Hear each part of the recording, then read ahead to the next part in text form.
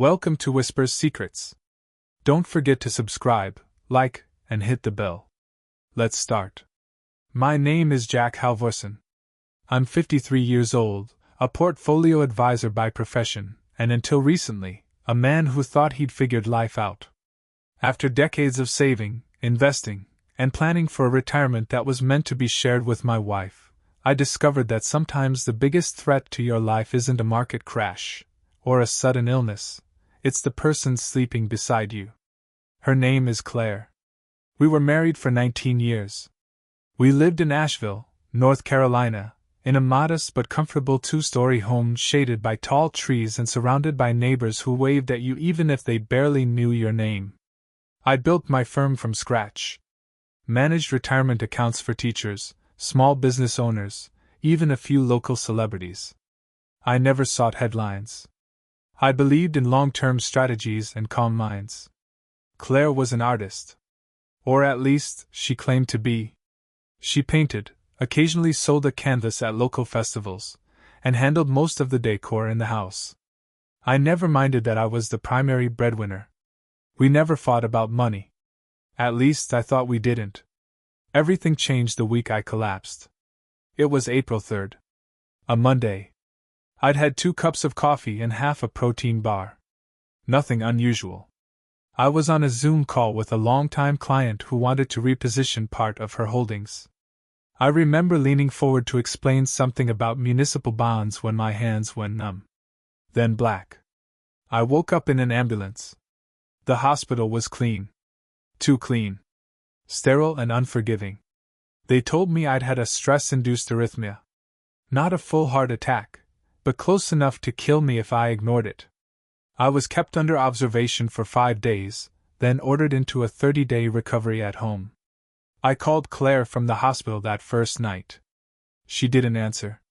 I tried again the next morning. Still nothing. Finally, I got a text. "I'm handling everything. Rest." At first, I thought she was just overwhelmed. Scared, maybe? By the 3rd day, I knew something was off. She hadn't visited. Not once. Our house was 15 minutes from the hospital. Not across the country. Not in a war zone. 15 minutes. I started asking the nurses if anyone had checked in on me. No visitors logged. No calls to the front desk. Nothing. I asked one of the hospital staff to bring me my laptop. It was still in my briefcase when I was brought in. I connected to the guest Wi-Fi and logged into our joint banking portal. My stomach dropped. The balance that should have shown over $140,000 across several accounts showed less than $1,000 total. Everything else? Gone. I opened the transaction history. $20,000 transfer to a new external account. Then another. And another. Claire had drained our checking, savings, investment cash reserves, and even the emergency liquidity account I kept at a completely different institution. She'd waited for me to fall. Then she stole everything. I couldn't believe it at first. I double-checked for errors. Assumed maybe there was some temporary freeze or technical issue. But no. The transactions were all real. Initiated using her login. Authorized via her device. Done in the middle of the night, while I was unconscious. There was even a transfer from our shared brokerage account, a place she'd never touched before. I'd taught her the basics of investing, but she'd always claimed it was too complicated. Apparently, desperation sharpens learning curves. She'd moved $180,000 in total. Almost all our liquid assets. I opened my private tracker next. Claire didn't know, but I'd installed activity monitoring on all our shared devices, not to spy on her, but as part of our broader household security. Keylogger backups. Screen capture triggers. Part of what I do for some of my high-risk clients. Now, I turned the lens inward. In the last 48 hours, she had accessed our trust documentation. Viewed and downloaded tax files going back 5 years. Searched for flights to Arizona. Registered a new email with a fake name. Booked a luxury suite at a spa resort outside Sedona. She wasn't panicking. She was executing a plan. By day 5 in the hospital, I stopped trying to reach her. I called my attorney instead. His name was Richard Connolly. 61. No nonsense. I'd helped him reposition his retirement portfolio years ago, and he told me, half joking, "If you ever need to disappear someone legally, I'm your guy." Now I needed him. "Claire's gone," I told him. "What do you mean gone?" "She emptied our accounts and vanished." "I'm still in the hospital." Silence. Then, "All right. I'm coming by." That evening, Richard showed up with a notepad and a laptop. He read every transaction, every login, every transfer. His face didn't flinch. He'd seen this before. But not like this. "She's good," he said. "No," I replied. "She's desperate." He looked at me. "You already started tracing her?" I nodded. "Then let's finish it." We spent the next 3 hours drafting a financial protection motion. Emergency petition. Filed with the district court. Requesting a freeze on any remaining joint assets. Pulling full records from every bank. I handed over login logs, screen captures, and metadata. Richard whistled. "She had no idea what you had running in the background." "Nope." "You going to confront her?" "No," I said. "I'm going to recover everything. Then I'll let the silence speak." The next morning, I was discharged. I went home. The house was clean. Too clean. The scent of lemon-scented cleaner lingered, but none of the windows were open. Her closet was empty. Her books gone. The key rack held only my set. She'd taken her time. Carefully. She'd planned for months. But what she didn't know, what she could never predict, was that I never leave anything unaccounted for. That includes people. On my second day home, Richard called. "We got the temporary freeze. 2 accounts still had a balance, $23,000 total. Better than nothing." I opened my encrypted backup. Pulled up her IP logs. She was in Sedona. Still at the spa resort. Checked in under the name Claire Hanford. She hadn't even changed her birth date on the fake ID. Sloppy. Arrogant. I ran a background sweep on the phone number linked to her spa profile. Found 2 new email registrations. One attached to a dating app. Another linked to a Venmo account. She'd been sending money to someone named Lucas. Transfers noted as Bali Trip Bike Fund. And one particularly cruel note. New start. My stomach didn't twist. It hardened. She wasn't just running. She was rebuilding. Off my work. Off my savings. Off my life. I called Richard again. "We need to go after everything," I said. "Bankruptcy?" "No," I said. "We expose her. All of it." He paused. "You sure?" "Yes." Because Claire didn't just take money. She took belief. And that kind of theft doesn't get a quiet ending. It gets a reckoning. Coming home from the hospital was a kind of psychological surgery in itself. The body may heal, but the mind doesn't recover so quietly. The silence in the house wasn't peaceful, it was surgical.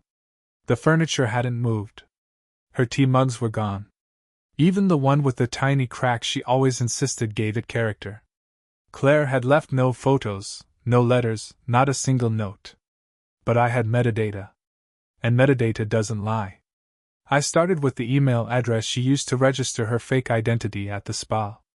Claire Hanford AZ at. It was a burner domain, but the registration IP had been leaked in a pastebin file tied to a known spam operation. And that pastebin had timestamps. That's all I needed. Her alias had touched the web from a coffee shop in Phoenix 3 days prior. It matched a timestamp from her booking at the Sedona resort. I ran the rest of her activity through a tracing engine I'd originally built for financial crimes investigations. It didn't just ping IPs. It watched device behavior, login speed, keyboard cadence, browser extension habits. Each person has a fingerprint. Claire's was distinct. She tried to open 3 new accounts in her alias name.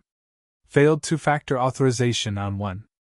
Left an authentication string in another. She had also attempted to route some of the stolen money through a currency exchange app. Most people forget these apps can be subpoenaed. I didn't need to subpoena anyone. I had her session logs. And I had a proxy capture tool that let me review her interaction with the app interface in real time, thanks to a misconfigured permissions cascade on her phone. Claire had no idea the banking apps she thought were secure had been shadowed by me for over a year. Not out of suspicion. Out of security. It had saved me from a phishing attack last year that could have wiped out half a dozen clients. Now it was saving me from her. I took the logs to Richard. Can we go public? I asked. Depends. How much exposure are you comfortable with? All of it. By the end of the week, we had court orders in 2 states. A request for account freezing delivered to 3 financial institutions. A civil asset forfeiture case queued. A request for fraud review sent to the IRS because, surprise, she hadn't paid taxes on any of the income she redirected. Richard looked across his desk at me. You're winning this. You know that? I didn't respond. It wasn't about winning. It was about dismantling every illusion she thought would protect her. I didn't respond to her texts. The ones she started sending 2 weeks later. I made a mistake. We can talk, can't we? Please just tell me what you want. Richard did, though. Through formal channels.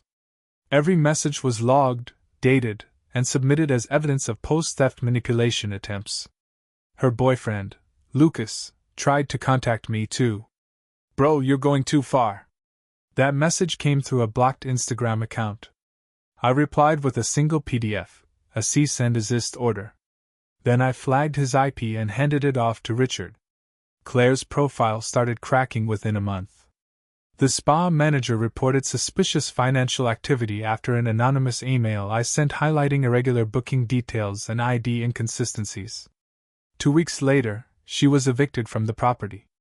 Turns out, she had burned through nearly all of the cash she hadn't yet transferred offshore. Per planning. Perfect timing. I launched Phase 2. I hired a private investigator. Not for surveillance. For asset tracing. He specialized in offshore blind accounts and crypto laundering schemes. Within days, he found a ledger trail linked to Claire's alias account on a mid-tier exchange. It was sloppily managed. She'd failed to mask her wallet ID properly. We filed with FinCEN. One day, as I was reviewing some of the asset spreadsheets, I received a voicemail from her sister. She sounded panicked. Jack, I'm sorry. I didn't know what she was doing. She called crying. She's saying you're destroying her. I didn't call back. Some people need to burn their own bridges. By the time spring returned, I'd recovered nearly $92,000 through freezes and court-assisted return orders. There was more still in limbo, pending review, arbitration, or litigation. But I wasn't broke anymore. And I wasn't helpless. I was building again. Brick by calculated brick. Claire sent one last message through her lawyer. Let's resolve this quietly. You don't need to keep humiliating her. Richard drafted a forward reply. She did this herself. My final act of revenge wasn't loud. It wasn't public. It was my quiet return to normal life, in a home she had abandoned, with bank accounts she tried to erase. And the peace of knowing that the one thing she couldn't steal was my will to rebuild. That part belonged only to me. Recovery isn't a light switch. It's a crawl through every shattered assumption you once called stability. When I woke up the morning after Richard and I finalized the last round of court filings, the house felt different. Not empty. Emptiness has a stillness to it. This felt realigned. The air no longer carried her perfume or her panic. It carried clarity. And clarity demanded action. First, I turned to the thing I knew best, the business. I had taken a forced leave from my advisory firm after the hospital. My partners had managed day-to-day tasks while I recovered, but the truth was, they'd been waiting for direction. Now I was ready. I walked into the office like I had when I opened it 23 years ago, no fanfare, just focus. My assistant, Kara, blinked when she saw me. Jack? Not a ghost, I said. And not done yet. I called a staff meeting that afternoon. The entire team gathered: portfolio managers, client coordinators, junior analysts. Half of them had grown up watching my principles shape the company. The other half had only known whispers of, "What happened?" I told them the truth. Not the tabloid version. Not the sanitized corporate one. Someone tried to erase everything I built. But we don't run from storms here, we re-architect around them. Then I laid out the new plan. Immediate client retention outreach. Personal touches to reassure long-term accounts. Rollout of a new platform for proactive financial health alerts. A mentoring program so the next generation wouldn't just work here, they'd lead. You can lose your home, your health, even your heart. But if you don't lose your mission, you're still in the fight. The next few weeks were relentless. Client meetings, budget recalibrations, system security audits. I called every top-tier client myself. Let them hear the conviction in my voice. Not pity. Not excuses. Assurance. Trust rebuilds faster when you offer it freely. By the end of the quarter, we hadn't just stabilized. We had our best performance in 2 years. New clients came in. Old clients increased portfolios. One, a retired Navy vet named Stuart, shook my hand and said, "You handled betrayal the way I handled ambush. Stay low, hit hard, and don't bleed where they can see it." It stayed with me. Outside work, life crept back. I cooked again. Simple things: omelets, grilled vegetables, pasta that didn't come from a box.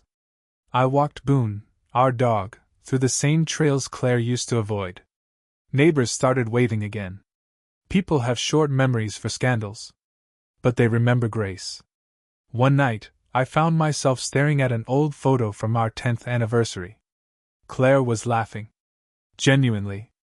Back then, she still smiled with her eyes. I didn't feel anger looking at it. Just closure. I slid the photo into a drawer. Not to forget it. To stop needing it. Then came the offer. A boutique consultancy in Austin wanted me to lead a 6-month internal reform program. The kind of gig I would have passed on before. Too disruptive, too hands-on. Now, I was interested. Change no longer scared me. I flew out the following week. Austin was loud, alive, full of motion. A stark contrast to the methodical pace I'd come from. I met with the partners. They respected my battle scars. Didn't try to poke them. They wanted strategy, not saviorism. Perfect. Over the next month, I restructured their pipeline, rebuilt their compliance flow, mentored their 2 youngest directors. Every day felt like using my hands again after months in casts. They offered me a full-time role. I declined. Because it wasn't home. Not mine. But while I was there, something else happened. I met Jordan. She was the firm's external risk consultant. 10 years younger. Brilliant. Unflinching. We collided over a shared assessment where we both flagged the same weak vendor contracts.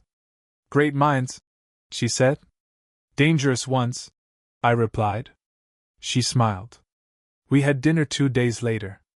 Not a date. Just curiosity over steak. It turned into a 4-hour conversation. Books. Failures. Philosophy. At the end, she said, "You're not as guarded as I expected. Only when I see threats." "And me? Not yet." She laughed. Over the next few weeks, we exchanged emails. Then calls. Then flights. She visited Asheville in early summer. She didn't ask questions about Claire. She didn't need to. Some pain doesn't want company. It wants to be witnessed. And she did. We didn't fall into a relationship. We built one. Carefully. Layer by layer. And this time, I didn't hide my caution. I made it part of the blueprint. Jordan didn't flinch. She brought her own scars. And for the first time, I realized that healing doesn't always mean returning to who you were. Sometimes, it means becoming who you never got the chance to be. The final account recovery check came in mid-August. A reminder that even broken things leave echoes. I deposited it. Then donated half of it to a scholarship fund for women in crisis. The rest went into a new investment account. Not in both our names. Just mine. And one day, maybe, ours. By September, Asheville began cooling again. The summer heat lifted slowly, like a fog you didn't realize was pressing against your ribs until it was gone. The maples flared red earlier than expected. I found myself standing on the porch more often, just watching them. Peace doesn't come all at once. It comes like breath. A quiet exhale after too long holding it in. Jordan and I fell into a steady rhythm, comfortable, unhurried, honest. We weren't building a new version of my past.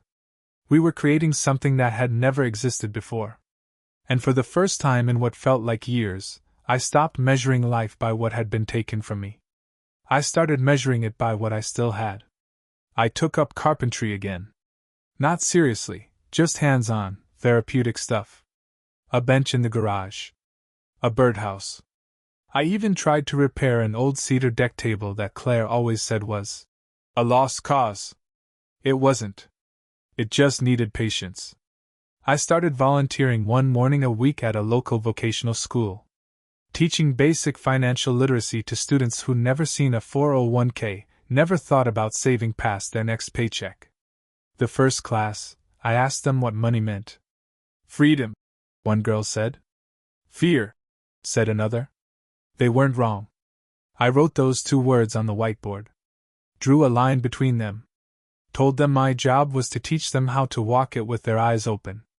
At home, the routines took on new meaning. Jordan left a toothbrush at my place one weekend in October. Didn't mention it. Just set it beside mine, as if it had always belonged there. The next week, she brought over a few books. Then a jacket. Then one Sunday morning, without either of us planning it, she made breakfast barefoot in the kitchen while Boone lay at her feet. It wasn't a ceremony. It was a moment. One that told me she was no longer visiting. She was arriving. Claire hadn't contacted me in months. No letters. No emails. She was gone from the state records, gone from her old accounts. I no longer cared where she went. The question stopped mattering the moment I realized she had no place in the life I'd rebuilt. Let her be whoever she needed to be now. My chapter with her was over. Jordan's parents invited us to Thanksgiving. I hesitated. Big family gatherings hadn't been part of my world in years. She didn't push. Just said, "They'd love to meet the man who makes me feel safe." So I went. Her father grilled me about market timing. Her mother grilled me about marriage. I laughed my way through both. Later that night, Jordan and I sat on her childhood porch.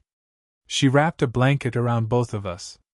"You're not the same man who showed up to that consultancy," she said. "No," I agreed. She rested her head on my shoulder. "That guy was trying to prove he was still whole. This one just is." I didn't speak. I didn't have to. Because she was right.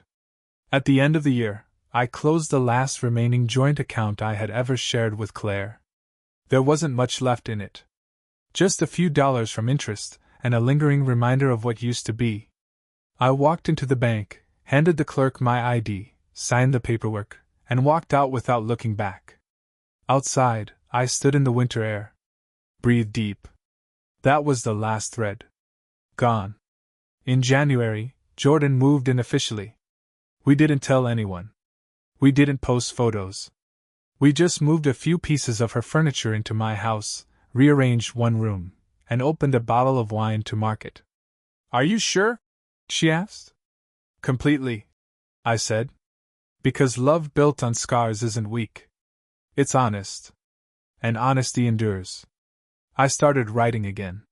Not reports. Stories. Essays about starting over. About surviving betrayal. About how control isn't safety, and freedom isn't chaos.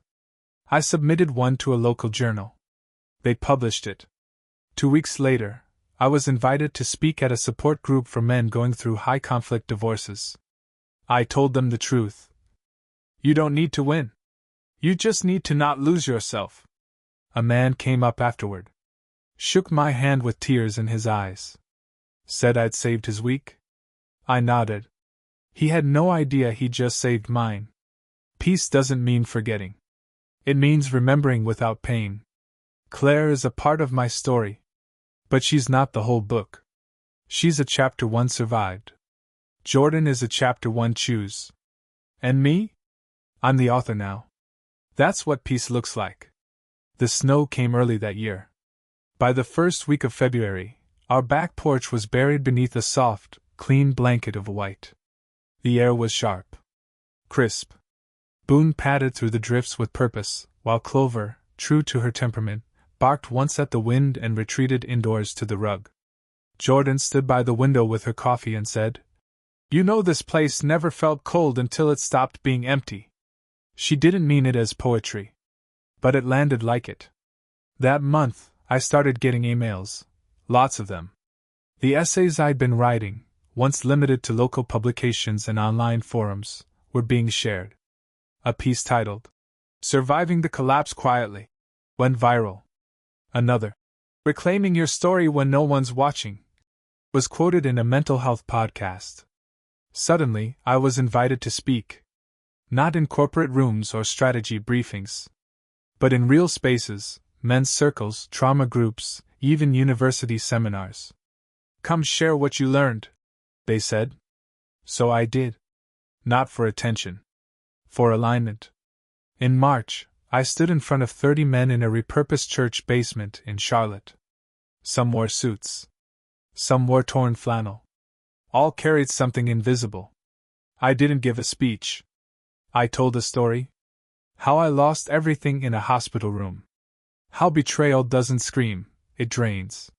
How rebuilding starts the day you stop trying to rewind. They listened. And afterward they didn't applaud. They stood up. One by one. Some shook my hand.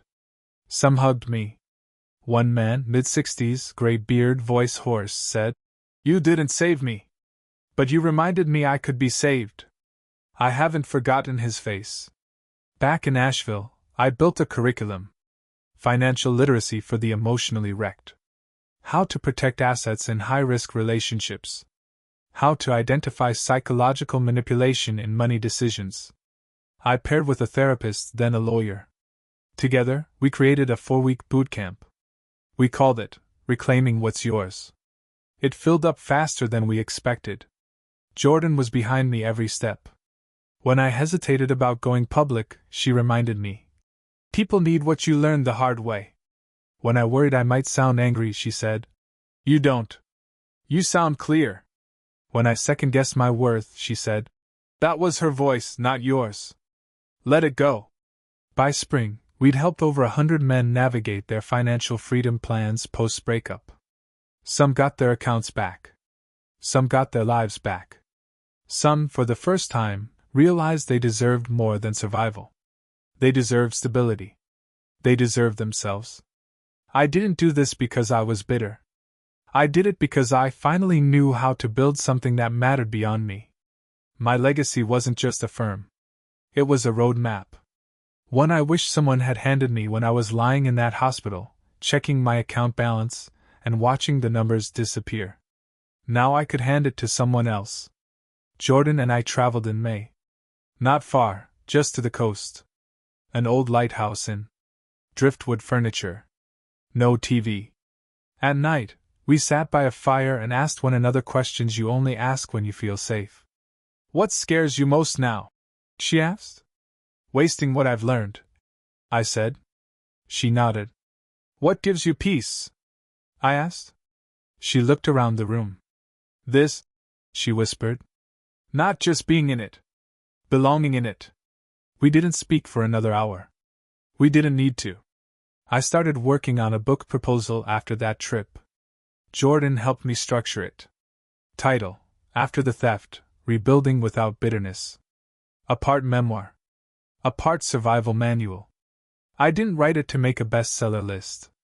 I wrote it so the next man, abandoned, broke, staring at a betrayal he never saw coming, could have something to hold. Something I didn't. In June, Claire emailed me. From a new address. Just one line. Do you ever think about what we had? I didn't reply. I didn't delete it either. I left it there as a bookmark. To remind me how far I'd come. That summer, I held our first reclaiming retreat in the mountains. 15 men. 3 days. No phones. Just stories, firelight, and quiet promises to rebuild. On the last day, one of them gave me a carved piece of wood. It read, "You lost her. You found you." It hangs in my home office now. Next to a photo of Boone. And Jordan. And me. Smiling. No shadows behind us. Just light. By the time autumn rolled in again, Asheville had gone gold and amber. The air turned thin and sharp, like a page freshly torn from a journal. Boone was slower now. Still loyal, still alert, but his legs carried years. Clover didn't chase him like she used to. She preferred the warmth of the fireplace, the familiar creak of our back steps, and the low rhythm of Jordan humming while she folded laundry or brewed tea. Life had settled into something honest. We didn't call it perfect. We didn't need to. It was real. My book came out in October. The publisher had printed a modest run, 3,000 copies. We expected to sell a few hundred. Instead, it hit a nerve. By the end of the month, the first print was gone. We went to a second, then a third. Men and women wrote me letters. Emails. Private messages I still haven't had the time to fully answer. Not all were stories of betrayal. Some were stories of awakening. Of survival. Of finally letting go. And every one of them reminded me, we are all one decision away from becoming someone else. For better or worse. I was invited to speak at a larger conference, one focused on emotional resilience and post-trauma reconstruction. Standing backstage, mic clipped, watching the clock count down, I felt something I hadn't in a long time. Not fear. Not shame. Readiness. 10 minutes later, I told a room of 300 people the truth. I was betrayed not just by a person, but by my own belief that love alone was enough to make someone stay honest. I learned that trust without boundaries is not love. It's surrender. Afterward, a young woman in the front row stood and said, "You don't sound angry anymore." I smiled.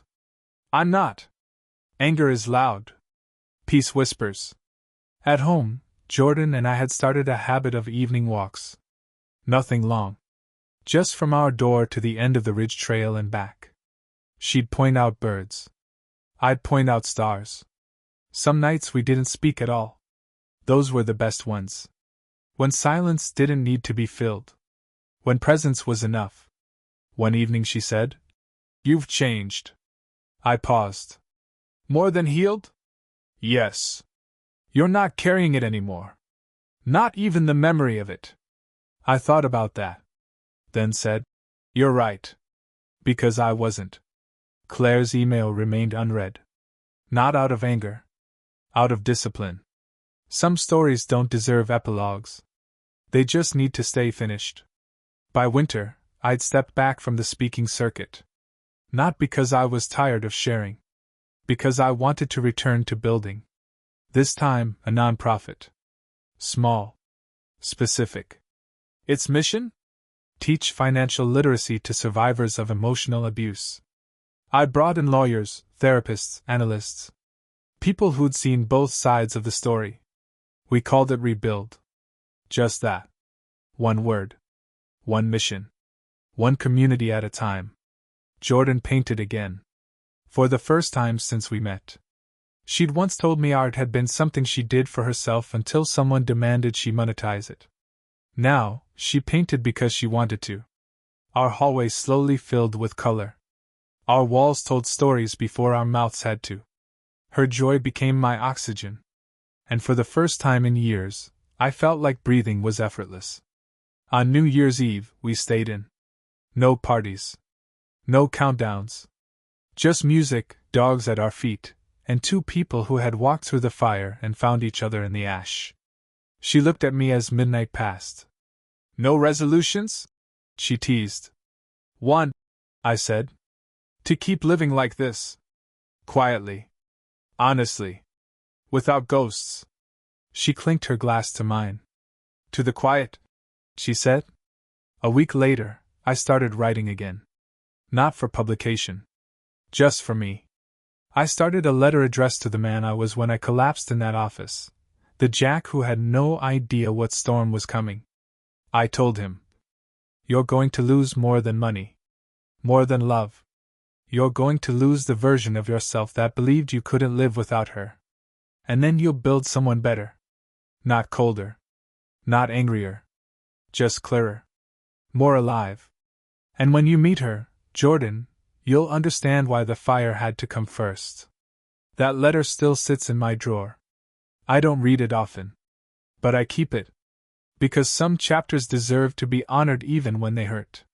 Because pain can teach you how to protect peace. And because once you know the quiet is real, you fight to keep it. This is the end of that story. Not of my life. Not of my love. But of the pain that once tried to define me. Claire took my savings. She tried to take my dignity. But what she gave me in return was something she never intended. A second life. One I now live fully. On my terms. No apologies. No revenge. Just light. And breath. And home. Thank you for being with us on Whispers Secrets. If you enjoyed this, leave a like, drop a comment, and be sure to subscribe. The secrets are waiting to be revealed. See you soon.